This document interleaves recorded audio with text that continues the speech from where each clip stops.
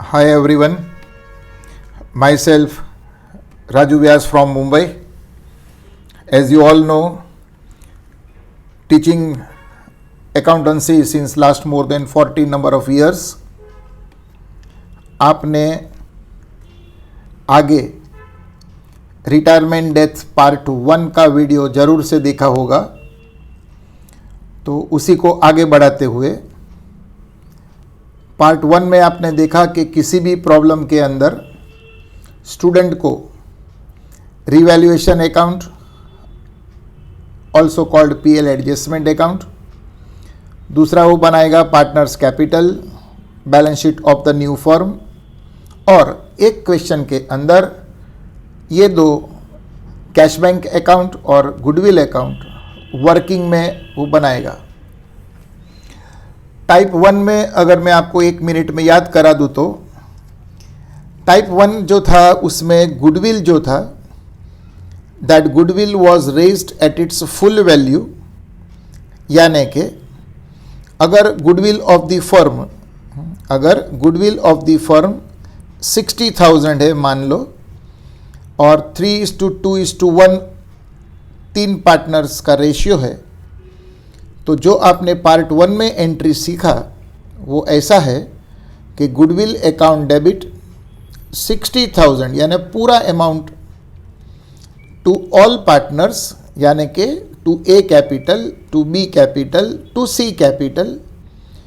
3:2:1 में अगर देखा जाए तो 30,000, 20,000 एंड 10,000।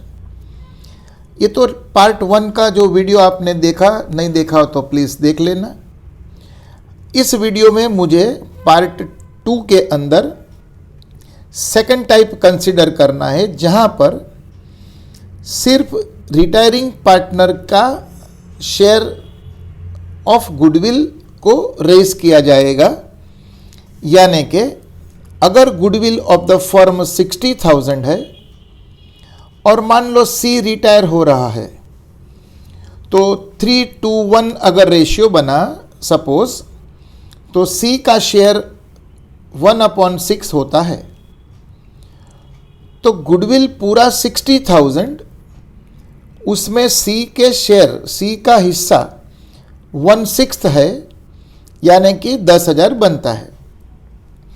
तो एंट्री आप ध्यान से देखो, टाइप 1 में हम लोग ऑल लिखते हैं और यहाँ पर हमको goodwill account debit 2, goodwill account debit 2, retiring partner capital, यानी कि अगर सी रिटायर होता है तो गुडविल अकाउंट डेबिट 2, सी कैपिटल कौन सा, खाली रिटायरिंग, सीज कैपिटल, और अमाउंट कितना बनेगा 10,000। तो फर्स्ट टाइप में पूरा 60 लिखा जाता है और टाइप 2 में खाली रिटायरिंग पार्टनर के हिस्से का गुडविल का अमाउंट लिखा जाता है। आगे अगर गुडविल खाली रेस किया, मतलब ये जो आपने एंट्री डाला goodwill to retiring partner capital, तो गुडविल बैलेंस शीट में अपीयर होगा, गुडविल विल अपीयर मतलब दिखेगा। लेकिन मान लो क्वेश्चन ने ऐसा बोला कि goodwill is to be written off, then student has to pass one more entry after passing the first entry for goodwill raised, he has to pass one more entry remaining partners capital to goodwill. अब कोई remaining partner बोल देगा, कोई continuing partners, meaning is the same. C अगर retire हुआ तो ए और be remaining partner बनते हैं। ये जो एंट्री है रिमेनिंग पार्टनर्स टू गुडविल, इसको गेन रेशियो यानी बेनिफिट रेशियो बोलते हैं कोई कोई teacher. This entry is to be passed in gain ratio. और अगर आपने गुडविल राइट ऑफ कर दिया तो वर्किंग में जो आपने गुडविल का लेजर बनाया वो अकाउंट क्लोज हो जाएगा। If goodwill is written off, you will pass this entry and accordingly when you post it, your goodwill account will close. Therefore मैंने यहां लिखा कि goodwill will not appear in the balance sheet, फिर goodwill balance sheet में दिखना नहीं चाहिए। अब स्टूडेंट पूछेगा सर गेन रेशियो का फॉर्मूला बताओ। Gain ratio is new ratio minus old ratio. कैसे कैलकुलेट करना अगर स्टूडेंट पूछता है, बताता हूं। फॉर एग्जाम्पल यहां पर आप देखिए, मैंने एक एग्जाम्पल लिखा है कि सपोज ए, बी और सी ये तीन पार्टनर्स जिनका ओल्ड रेशियो सपोज 4:3:2, 4 + 3 + 1 सॉरी +2, तो ये अपन देखते हैं तो 5 + 4 9 हो जाता है। सो दैट इज 4/9, 3/9 और 2/9। अच्छा, सपोज इनका न्यू रेशियो आपको सिखाने के लिए से 3:2, यानी 3/5 and 2/5। So this is the old ratio and this is the new ratio. Now I want to calculate the gain ratio. Naturally gain ratio will be calculated for the remaining partner, यानी कि for A and for B. अब कैसा calculate करेंगे ये आपको मैं यहाँ थोड़ा दिखा देता हूँ। सबसे पहले A का calculation, new ratio minus old ratio. अब A का येलो कलर देखना, ए का न्यू रेशियो क्या है 3/5, ओल्ड रेशियो क्या है 4/9। अब पिंक कलर देख लेना बी के लिए, पिंक कलर मैंने करके रखा है, देखो new ratio is 2/5 while old ratio is 3/9। इसको अपन कैलकुलेट करते हैं फर्दर, क्रॉस मल्टीप्लाई कर देना 9 को 3 के साथ, 5 को 4 के साथ, तो 9 × 3 करेगा तो 27 और 5 × 4 करेगा तो 20, और नीचे आपको जो है 5 × 9 ये डिनोमिनेटर को मल्टीप्लाई करके लिखना होता है। 5 9 कितना होगा 45। सेम आप यहां करिएगा 9 × 2 और 5 × 3, तो क्या होगा 9 × 2 बनेगा 18, 5 × 3 बनेगा 15 और नीचे 5 × 9 45। ओके सर, नाउ 27 - 20 करेगा तो 7/45, इधर 18 - 15 करेगा तो 3/45।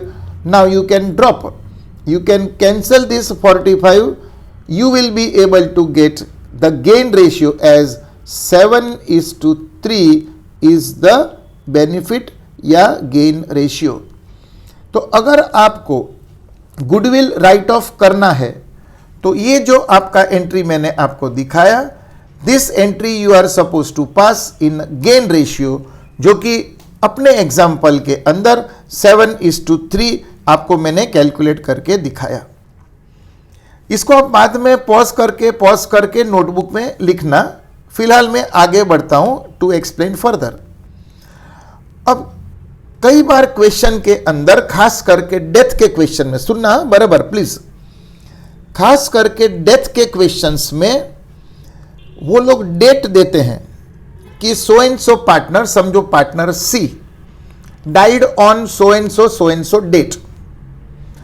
अब डेट अगर आपको दे दिया तो फिर प्रॉब्लम ये बोलेगा कि जो पार्टनर का डेथ हुआ या रिटायर हुआ उसको उतने महीने का या उतने पीरियड का प्रॉफिट मिलना चाहिए। द डिकीस्ड पार्टनर यानी जो मर गया, या रिटायरिंग पार्टनर जो रिटायर हुआ, तो द रिटायरिंग पार्टनर या डिकीस्ड partner should get his share of profit up to the date of death। यानी कि मान लो उसका डेथ सपोज सिखाने के लिए 30 जून को हुआ, 30 जून को, तो उसने अप्रैल, मई और जून उसने 3 महीना बिजनेस में काम किया। तो अगर उसने 3 महीना बिजनेस में काम किया तो उसको 3 महीने का प्रॉफिट हमें देना होगा। उसके लिए आपका एंट्री है profit and loss suspense account debit to retiring या टू डिकीस्ड पार्टनर्स कैपिटल। समझो सी का डेथ हुआ तो एंट्री बनेगा PL suspense to C's capital account. Okay, अब इसका पोस्टिंग जब स्टूडेंट करेगा तो नेचुरली कैपिटल अकाउंट में क्रेडिट साइड में पोस्टिंग आएगा। लेकिन सर इसका क्या करना, पीएल सस्पेंस, ये profit and loss suspense account you have to show, ऐसा मैंने लिखा, देखो इधर, will appear in the balance sheet on the asset side. दूसरा स्टूडेंट पूछेगा कि सर ये profit up to date of death, हाँ हेडिंग देखा आपने, profit up to date of death कैसा कैलकुलेट करने का, here it is, share of profit is equal to profit लेने का उसका शेयर, मतलब जो रिटायर या डेथ हुआ उसका हिस्सा, यहां पर उसने कितना मंथ्स वो बिजनेस में था फिर मर गया या फिर रिटायर हो गया। ये प्रॉफिट जो है जनरली प्रीवियस ईयर का प्रॉफिट लिया जाता है या तो पिछले 2-3 साल का एवरेज, ये मैंने फॉर्मूला लिखा कि total profit divided by number of years. Many times problem says कि you take average of last 3 years. Okay, पिछले 3 साल का टोटल प्रॉफिट लेने का डिवाइड बाय 3, 4 साल है तो डिवाइड बाय 4। तो इस फॉर्मूला के अंदर यहां पर प्रॉफिट लिखने का पिछले साल का या पिछले 2-3 साल का एवरेज, जो प्रॉब्लम बोलेगा टेंशन नहीं लेना है। रिटायरिंग पार्टनर या डिकीस्ट पार्टनर का शेयर 1/4, 1/5, 1/6 जो भी था, अगर 3 महीना काम किया, 4 महीना काम किया, वॉट एवर 3-4 यहां लिखना है। मैंने एक एग्जांपल लिखा, देखो सपोज प्रॉफिट 10,000 है, सी रिटायर हुआ, उसका शेयर मान लो 1/5 है, 3 महीना वो था, बाद में उसका डेथ, तो कितना प्रॉफिट उसको मिलना चाहिए, his share of profit up to the date of death is equal to, ये लिया प्रॉफिट फॉर्मूला में से, उसका शेयर मैंने लिखा है 1/5, मंथ्स उसने 3 महीना काम किया, तो इसको कैलकुलेट करेगा तो it comes to 500। So the entry becomes PL suspense to C capital, देखो 500, इसका posting C's capital credit side में जाएगा और ये PL suspense balance sheet asset side में रिफ्लेक्ट होगा। ये पर्टिकुलर जो मैं सिखा रहा हूं, ये खास तौर पर जो डेथ के क्वेश्चंस आते हैं उसमें ज्यादातर ये आपने को देखने को मिलेगा। अब एक चीज और आपको बता दूं बिफोर वी स्टॉप, कि डेथ के क्वेश्चन में कई बार, हाँ जो लोग एग्जाम दे रहे हैं बोर्ड एग्जाम वगैरह, डेथ के क्वेश्चन में कई बार वो लोग ऐसा बोलते हैं कि prepare only the deceased partners capital account. समझो सी का डेथ हुआ तो they will ask you the question कि prepare only C's capital account. अब ध्यान रहे, भले उसने कैपिटल अकाउंट पूछा है, फिर भी आपको वर्किंग में रीवैल्यूएशन अकाउंट बनाना होगा। व्हाई? क्योंकि यहां से आपको रीवैल्यूएशन प्रॉफिट या लॉस मिल जाएगा और उसमें से फिर सी का जो प्रॉफिट है, यानी कि सी समझो डेथ हुआ, तो that profit you have to transfer to C's capital. ये देखो आप ध्यान से, इधर देखो प्रॉफिट। तो whether they ask or not, revaluation account you are suppose to prepare to get the profit and that revaluation profit to be transferred to his capital account.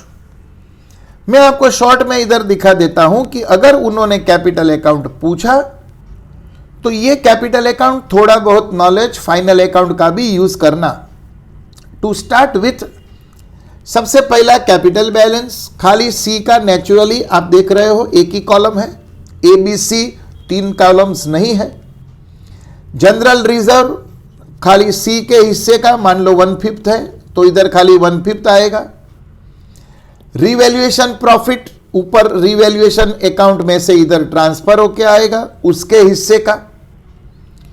Goodwill वो भी अगर 1/5 उसका हिस्सा है तो फुल गुडविल नहीं आएगा, खाली सी के हिस्से का गुडविल आएगा। इंटरेस्ट ऑन कैपिटल, ये जो ओपनिंग कैपिटल यहां पर है उस पर कैलकुलेट होगा। लेकिन ध्यान रहे, अगर वो 3 महीना बिजनेस में था तो you calculate interest for 3 months. मान लो 4 महीना बिजनेस में था तो you calculate interest for 4 months and ऐसे आप डेट के ऊपर डिपेंड करते हो। ये पीएल सस्पेंस जो मैं बोल रहा था आपको आगे, his share of profit up to the date of death.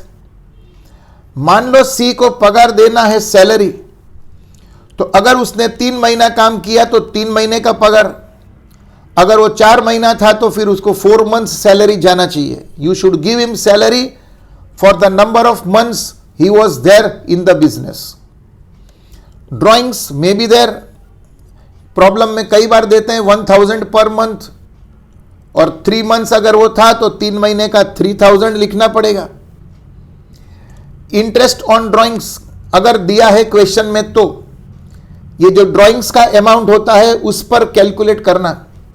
लेकिन फिर से इंटरेस्ट चाहे ऑन ड्रॉइंग्स चाहे ऑन कैपिटल, दोनों ही सिचुएशन में आपको up to date of death कितना मंथ्स हुआ, 2 मंथ्स 3 मंथ्स 4 मंथ्स, उतने महीने का ही ब्याज, ये ड्रॉइंग्स पर ब्याज निकलेगा, इधर कैपिटल पर ब्याज मिलेगा।